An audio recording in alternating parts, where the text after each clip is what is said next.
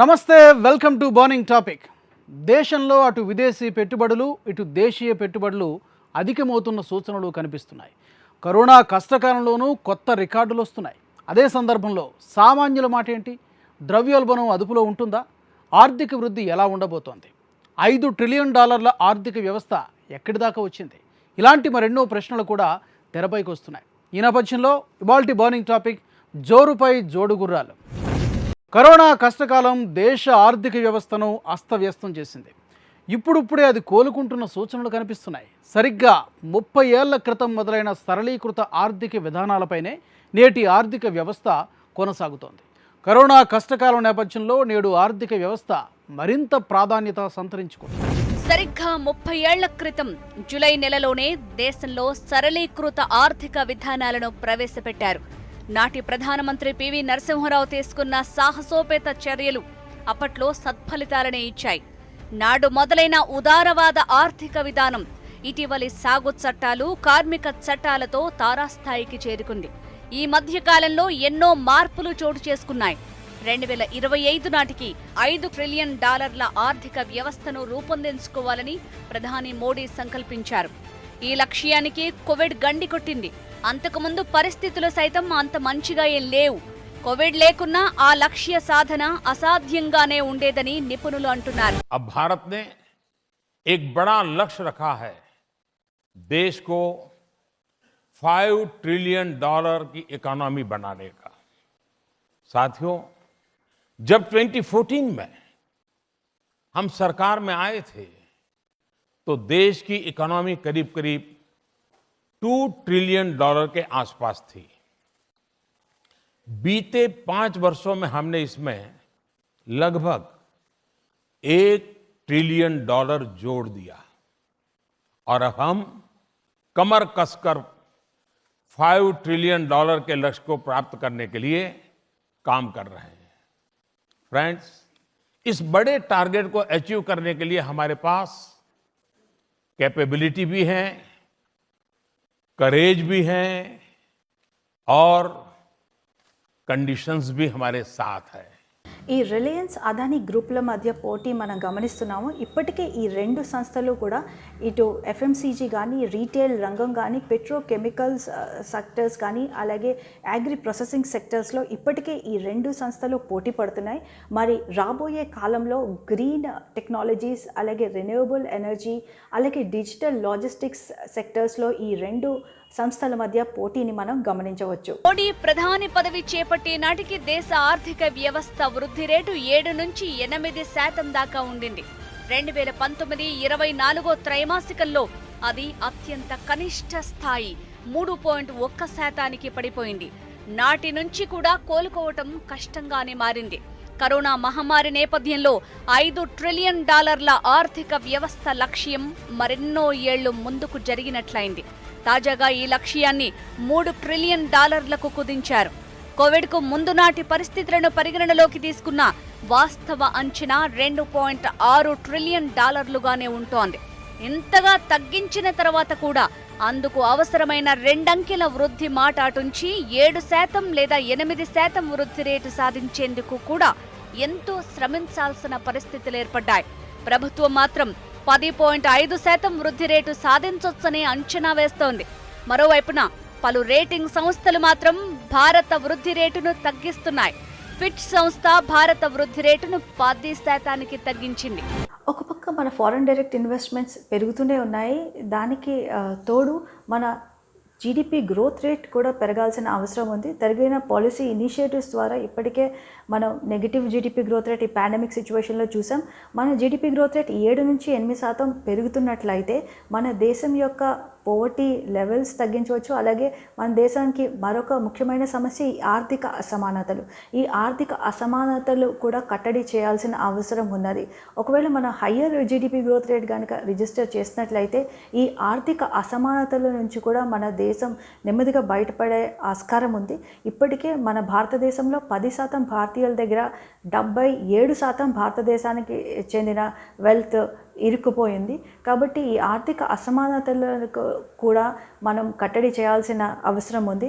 ముఖ్యంగా మన భారతదేశం యొక్క ఆర్థిక వ్యవస్థ పురోగతి మనం గమనించినట్లయితే డైరెక్ట్గా మన ఆర్థిక వృద్ధి అన్నది అగ్రికల్చర్ సెక్టర్ నుంచి ఇటు సర్వీస్ సెక్టర్ వైపు రావటం జరిగింది. అయితే చాలా కాలం ఇండస్ట్రియల్ సెక్టర్ అన్నది సరైన పాలసీ ఇనిషియేటివ్స్ లేక ఈ వెనుకబడిన సంగతి మనం ఇక్కడ చెప్పుకోవాలి. ముఖ్యంగా ఉద్యోగిత అన్నది ఇటు అగ్రికల్చర్ సెక్టర్లో తక్కువవుతున్న తరుణంలో వేరే సెక్టర్స్లో ఈ ఉద్యోగిత శాతం పెరగటం అనేది ఇన్నాళ్ళు జరిగింది. అయితే ఇప్పుడు ఒక పక్క ఆర్థిక వ్యవస్థ అగ్రికల్చర్ సెక్టర్లో ఉద్యోగిత శాతం తగ్గుతూ వస్తుంది, దాంతోపాటు మిగిలిన రంగాల్లో కూడా ఉద్యోగిత శాతం పెరగటం లేదు. దీని ద్వారా నిరుద్యోగిత కూడా పెరిగే అవకాశం ఉంది. కాబట్టి ఇప్పటికీ ఇండస్ట్రియల్ సెక్టర్ సరైన పాలసీ ఇనిషియేటివ్స్ ద్వారా ఇండస్ట్రియల్ సెక్టర్కి ఊతం ఇవ్వడం అన్నది చేసినట్లయితే ఈ ఇండస్ట్రియల్ సెక్టర్లో మన తగిన ఉద్యోగితను ఇటు ప్రజలకు చూపించవచ్చు. కోవిడ్ నేపథ్యంలోనూ దేశీయ పెట్టుబడులు కాస్తంత పుంజుకోవటం ఓ విశేషం. ఈ బీఎస్సీ ఎన్ఎస్సి గత కొద్ది రోజులుగా మనం చూస్తున్నా పుంజుకుంటున్నాయి. ఈ బీఎస్సీ ఎన్ఎస్సి పుంజుకోవటానికి దీర్ఘకాలంలో అయితే ఆ దేశం యొక్క ఆర్థిక వ్యవస్థ అలాగే జీడిపి గ్రోత్ రేట్ ప్రభావం చూపిస్తాయి. మరి స్వల్పకాలంలో మన భారతదేశంలో ముఖ్యంగా ఇప్పుడు జరుగుతున్నటువంటి వ్యాక్సినేషన్ ప్రక్రియ చాలా వేగవంతంగా జరుగుతుంది. అలాగే చాలా స్టేట్స్ ఈ లాక్డౌన్ ఎత్తివేయడంతో తిరిగి ఆర్థిక వ్యవస్థ అంతా కూడా గాడిలో పడింది. అలాగే కొత్త కరోనా కేసెస్లో కూడా తగ్గుదల కనిపిస్తుంది. అలాగే ఈ కరోనా కేసెస్ నుంచి రికవరీ కూడా చాలా వేగవంతంగా జరుగుతుంది. ఇవన్నీ కూడా బీఎస్సీ ఎన్ఎస్సి ఈ మధ్య కాలంలో పుంజుకోవడానికి ముఖ్యమైన కారణాలు.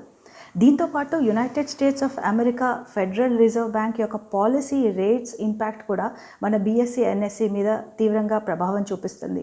మరి యునైటెడ్ స్టేట్స్ ఆఫ్ అమెరికా ఈ ఫెడరల్ రిజర్వ్ రాబోయే కొద్ది నెలలు తన పాలసీ రేట్స్ తటస్థంగా ఉంటాయి, అలాగే ఏమాత్రం ట్యాంపరింగ్ జరగదు అనే సంకేతాలు కూడా మన బీఎస్సీ ఎన్ఎస్సి పర్ఫార్మెన్స్పై ఒక పాజిటివ్ ఎఫెక్ట్ అయితే చూపించాయి. ఇది కూడా మన ఎన్ఎస్సి బీఎస్సీ పుంజుకోవడానికి ముఖ్యమైన కారణాలు. ముఖ్యంగా ఫైనాన్షియల్ సర్వీసెస్, బ్యాంకింగ్ సర్వీసెస్, అలాగే మెటల్ స్టాక్స్ ఇవన్నీ కూడా ఒక పాజిటివ్ ట్రెండ్తో ట్రేడ్ అవుతున్న ప్రక్రియ ఇక్కడ మనం గమనించవచ్చు. అధికారిక గణాంకాలు చూస్తుంటే మాత్రం దేశం కాస్తంత కోలుకున్నట్టుగానే కనిపిస్తోంది. ఎగుమతులు ఎక్కువయ్యాయి, కరెంటు ఖాతా మిగులు నమోదైంది, ద్రవ్యోల్బణాన్ని కట్టడి చేసేందుకు ఆర్బీఐ చర్యలు తీసుకుంటోంది. ఇవన్నీ తెర ముందు కనిపించేవే. తెర వెనుక కనిపించిన అంశాలు సైతం ఆర్థిక వ్యవస్థను ప్రభావితం చేసే అవకాశం ఉంది. కోవిడ్-19 రెండో ప్రభంజనం తీవ్రంగా ఉన్నప్పటికీ దేశ ఆర్థిక వ్యవస్థ ఎగుమతులు వృద్ధి బాటలో పయనిస్తున్న సూచనలు కనిపిస్తున్నాయి. 2021 ఏప్రిల్ జూన్ త్రైమాసికంలో అత్యధిక ఎగుమతులు నమోదయ్యాయి. 2021 ఏప్రిల్ జూన్ త్రైమాసికంలో అత్యధికంగా $95 బిలియన్ ఎగుమతులు జరిగాయి. ఈ ఆర్థిక సంవత్సరంలో $400 బిలియన్ ఎగుమతులు జరగాలనే లక్ష్యాన్ని సాధించేందుకు ప్రయత్నాలు జరుగుతున్నాయి. అదే సమయంలో ఎగుమతుల్లో బంగ్లాదేశ్ లాంటి దేశాల నుంచి సైతం భారత్ గట్టి పోటీ ఎదుర్కొంటోంది. కరోనా సవాళ్లను ఎదుర్కొన్న 2020-21 ఆర్థిక సంవత్సరంలో భారత్ స్థూల దేశీయోత్పత్తి విలువలో 0.9% కరెంట్ అకౌంట్ మిగులు నమోదు చేసింది. విలువ పరంగా చూస్తే ఇది $102 బిలియన్. గత 17 ఏళ్లలో మొదటిసారి కరెంట్ అకౌంట్ మిగులు సాధించటం ఓ విశేషం. ఒక దేశంలోకి నిర్దిష్ట కాలంలో వచ్చిపోయే విదేశీ మారక ద్రవ్య నిల్వల మధ్య నికర వ్యత్యాసాన్ని కరెంట్ అకౌంట్ ప్రతిబింబిస్తుంది. ఈ విధమైన మిగులు కూడా ఆందోళనకరమేనని కొందరు నిపుణులంటున్నారు. వస్తు సేవల దిగుమతులు భారీగా తగ్గిపోయినందువల్లే ఈ విధమైన మిగులు ఏర్పడింది అనేవారు ఉన్నారు. ఆ దిగుమతులు తగ్గిపోయాయంటే వాటిని దిగుమతి చేసుకోలేనంత ఇబ్బందులను మనం ఎదుర్కొంటున్నట్టు లెక్క అనేవారు ఉన్నారు. దేశంలో ద్రవ్యోల్బణం కూడా నానాటికి పెరిగిపోతోంది. రిటైల్ ద్రవ్యోల్బణం 7 నెలల గరిష్టానికి చేరుకోవచ్చని భావిస్తున్నారు. ధరల ఒత్తిళ్లను తగ్గించేందుకు చమురు పన్నులను తగ్గించటాన్ని పరిశీలించాల్సిందిగా ఆర్బీఐ గవర్నర్ శక్తికాంత దాస్ ప్రభుత్వానికి సూచించటం ప్రాధాన్యం సంతరించుకుంది. నిజానికి ఇదే విధమైన డిమాండ్ ఎంతో కాలంగా వస్తోంది. కేంద్ర రాష్ట్ర ప్రభుత్వాలు చమురు పన్నులను తగ్గిస్తే వివిధ వస్తు సేవల ధరలు కూడా కాస్తంత తగ్గే అవకాశం ఉంది.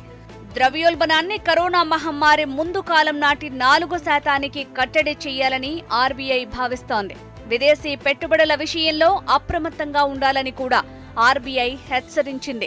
ఆటుపోట్లకు లోను కాకుండా ఉండేందుకు వివిధ దేశాలు సురక్షిత విధానాలు పాటించాలని సూచించారు.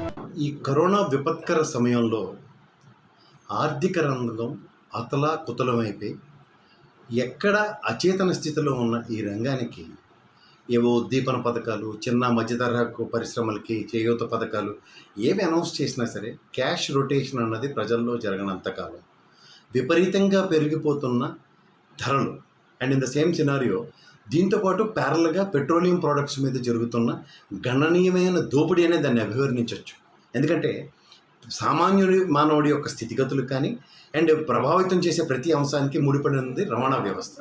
ఈ రవాణా వ్యవస్థకి విస్తృతంగా ఉపయోగించే యంత్రం యొక్క మూలధన ఖర్చుల్ని ఎక్కడా దాన్ని నియంత్రించలేకపోవడం కారణంగా 100 రూపాయలు పైబడిన పెట్రోల్ డీజిల్ కాస్ట్లను చూసుకుంటూ ఉంటే ప్రభుత్వానికి ఆదాయ వనరుల్ని సమకూర్చుకోవడానికి ఏ విధమైన వెసులుబాటు లేని తరుణంలో సామాన్య మానవుని స్థితిగతులు ప్రభావితం చేసే ఏకైక అంశమైన పెట్రోలియం ప్రొడక్ట్స్ మీద కూడా గణనీయంగా పెంచుకుంటూ పోవడం మాత్రం నిశ్చితంగా గమనించవచ్చు. ఇక్కడికి వచ్చేసరికల్లా ఈ చిన్న మధ్య తరహా పరిస్థితులకి ఏదో చేయూత పథకం, ఆత్మనిర్భర్ భారత్ ప్యాకేజ్ త్రూగా ఏదో ఇస్తున్నాం అని చెప్పడం మాత్రం అది వాస్తవానికి చాలా విరుద్ధంగా ఉంది. ఎందుకంటే ఎంతో 80 లక్షల కుటుంబాలు పైబడిన చిన్న చేతి పనులు చేసుకుని బతికే వాళ్ళందరికీ ఈ కరోనా పాండమిక్ సిచ్యువేషన్లో ఎక్కడ ఆపన్న హస్తం కింద రాని 10,000 రూపాయల లోన్ ప్రాజెక్ట్ ద్వారా వాళ్ళని ఏదో ఆదుకుంటాం, చేతి పనులు వాళ్ళని ఈ తోపుడు బండి మీద వ్యాపారాలు చేసి వాళ్ళని ఆదుకుంటాం అన్నది మాత్రం వాస్తవానికి చాలా దూరంగా ఉంది. అది ఎక్కడ వాస్తవానికి గ్రౌండ్ అయింది మాత్రం ఎక్కడ కనపడలేదు. దేశంలో ప్రస్తుతం కరోనా ఉధృతి కాస్తంత తగ్గింది. కాకపోతే లాక్డౌన్ బారిన పడిన జీవితాలు మాత్రం ఇంకా కోలుకోలేదు. చిన్న మధ్యతరగతి సంస్థలు ఎన్నో నేటికి పూర్వస్థాయికి చేరుకోలేదు. ఉద్యోగాలు కోల్పోయిన వారు ఇంకా ఇబ్బందుల్లోనే ఉన్నారు. ఇప్పుడు వీరందరి చూపులు ప్రభుత్వ సాయంపైనే ఉన్నాయి. కరోనా లాక్డౌన్ నేపథ్యంలో చిన్న మధ్య తరహా సంస్థలు చాలా రోజులు మూతపడ్డాయి. ఆంక్షల మధ్య పనిచేయాల్సి వచ్చింది. ఇవన్నీ కూడా వాటి ఆదాయాలపై ప్రభావం కనబర్చాయి. నేటికి ఎన్నో సంస్థలు కేంద్ర రాష్ట్ర ప్రభుత్వాలు ప్రకటించిన ప్యాకేజీలను అందుకోలేకపోయాయి. క్షేత్రస్థాయిలో అలాంటి వాటికి సాయం దక్కాల్సిన అవసరం ఉంది.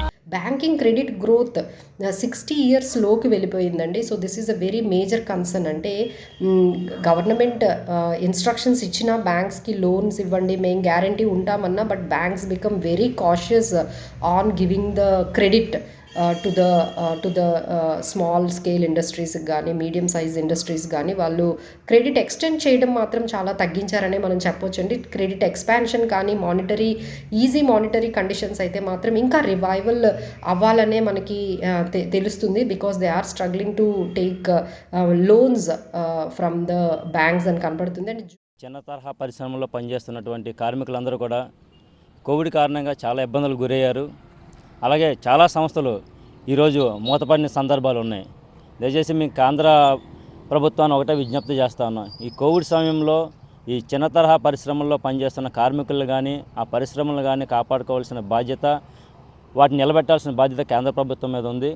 దయచేసి ఈ దృష్టిలో పెట్టుకొని కేంద్ర ప్రభుత్వం ఈ చిన్న తరహా పరిశ్రమలకి ప్రోత్సాహకాలు అందించాలని చెప్పేసి, అలాగే అక్కడ పనిచేస్తున్న కార్మికులకు అన్ని రోజులు కూడా వాళ్ళకి ఉపాధి కలిగేలాగా కేంద్ర ప్రభుత్వం నుంచి వాళ్ళకి ఎటువంటి అయినా సరే ఉపాధి పథకంలాగా లేకపోతే దానికి సంబంధించి ఎటువంటి ఆర్థిక ప్రయోజనం కలిగేలాగా వాళ్ళని ఆదుకోవాలని చెప్పేసి మేము ఈ సందర్భంగా విజ్ఞప్తి చేస్తూ ఉన్నాం. ఎందుకంటే భవిష్యత్తులో వేవ్ 3 అంటున్నారు. ఆ వేవ్ 3లో కూడా ఇటువంటి కార్మికులు కూడా ఎటువంటి నష్టపోకుండా, అలాగే ఈ సంస్థలు ఏమి నష్టపోకుండా ముందస్తు ప్రణాళికతో కేంద్ర ప్రభుత్వం ఆదుకోవాలని మా ఈ ఐఎన్టీసీ తరపు నుంచి మేము విజ్ఞప్తి చేస్తూ ఉన్నాం. ప్రస్తుత పరిస్థితుల్లో ప్రభుత్వం ఆర్థిక వ్యవస్థ కోలుకునేందుకు అవసరమైన చర్యలు తీసుకోవాలి. వినియోగం, పెట్టుబడులు అధికం చేయడంపై దృష్టి పెట్టాలి. సుస్థిరదాయక మౌలిక వసతుల ప్రాజెక్టులు చేపట్టాలి. కార్మికుల నైపుణ్యాలు పెంచాలి. డిజిటలైజేషన్ అధికం చేయాలి. ఎగుమతులను అధికం చేయడానికి ప్రాధాన్యం ఇవ్వాలి. ఇలా తీసుకునే చర్యల్లో సామాన్యులకు ప్రయోజనం కలిగేలా చూడాలి. అప్పుడు మాత్రమే ఆర్థిక వ్యవస్థ, దాంతోపాటుగా ప్రజల జీవితాలు వృద్ధి చెందుతాయి. ప్రభుత్వ గణాంకాలకు క్షేత్రస్థాయిలో వాస్తవాలకు చాలా తేడా ఉంటుంది. ఆర్థిక వ్యవస్థ కోలుకుంటున్నది, దేశీ విదేశీ పెట్టుబడులు పెరుగుతున్నాయి అనడంలో కూడా ఇదే కనిపిస్తోంది. ఎన్నో రకాల సానుకూల గణాంకాలను ప్రభుత్వం చెబుతోంది. కాకపోతే క్షేత్రస్థాయిలో కొన్ని కోట్ల మంది ఇంకా ఇబ్బందులు ఎదుర్కొంటూనే ఉన్నారు. వారిని ఆదుకునేందుకు ప్రభుత్వాలు ముందుకు రావాలి. ఇది వాళ్ళ మార్నింగ్ టాపిక్. మరో టాపిక్తో మళ్ళీ కలుద్దాం. నమస్తే.